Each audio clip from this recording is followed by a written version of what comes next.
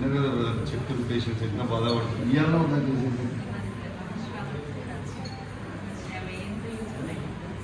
ఇందరా KCR kit KCR గారు ఉన్నప్పుడు వచ్చింది, కేసీఆర్ దిగిపోగానే బంద్ అయిపోయిందని చెప్తున్నారు. నిజంగా బాధాకరం. సారీ అమ్మా, but congratulations, all the best.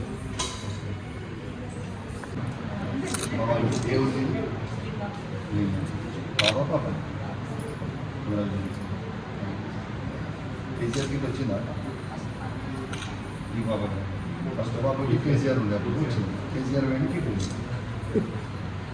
విన్నారు కదా మీరు చెప్పేది. కేసీఆర్ గారు ఉన్నప్పుడు కేసీఆర్ కిట్ వచ్చిందని చెప్పింది, న్యూట్రిషన్ కిట్ వచ్చిందని చెప్పింది. కేసీఆర్ గారు దిగిపోగానే nutrition kit వాయే, KCR kit వాయే.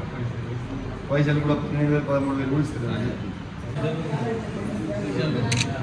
KCR kit వచ్చిందా? ఇచ్చిందా? ఇయ్యలేదు. నీకు ఇంతకుముందు న్యూట్రిషన్ కిట్ ఇచ్చిందా? మొన్న ఇది వచ్చిన ఇచ్చిందా?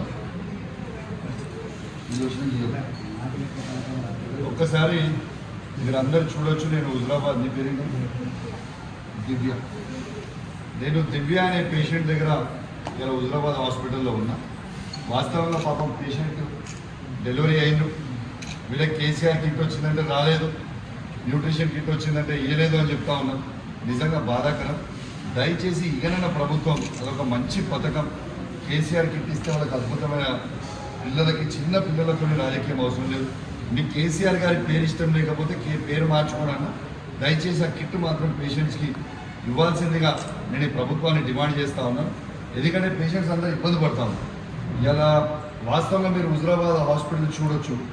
అసలు మీరు ఈ హాస్పిటల్లో ఇట్లా ఖాళీ ఉండడం, బెడ్స్ అనేది అసలు నా జీవితంలో నేను చూడలేదు. కానీ వాళ్ళ మొత్తం ఖాళీ, అన్ని బెడ్స్ ఖాళీ ఉండి 3-4 పేషెంట్స్ ఉన్నారు. అటు సైడ్ మొత్తం ఖాళీ ఉన్నది. దయచేసి ప్రభుత్వాన్ని మేలుకోవాలని నేను కోరుతా ఉన్నాను. మీరు వెంటనే దయచేసి ఇక్కడ డాక్టర్స్ని ఇవ్వాలి.